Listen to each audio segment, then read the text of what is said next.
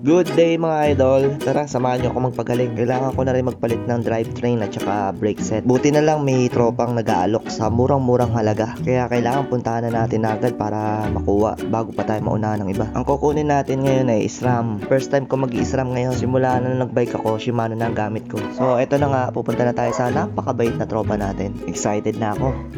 At eto na nga mga idol, nandito na tayo. Sobrang bait ng tropa natin, sinamahan pa ng pedals. Eto na yung RD, shifter, crank, bottom bracket, brake set, chain, at cogs. Ayos, kompletong kompleto, sumobra pa. Siyempre, tuwan-tuwa yung bata, parang nabigyan ng Happy Meal. Siyempre, nilagay ko na agad sa pannier ko, tapos biyahe na agad papunta sa doktor. Alam niyo naman tayo mga siklista, nauuna yung gamot bago sa doktor. So, ito na, tinira agad ni Master A.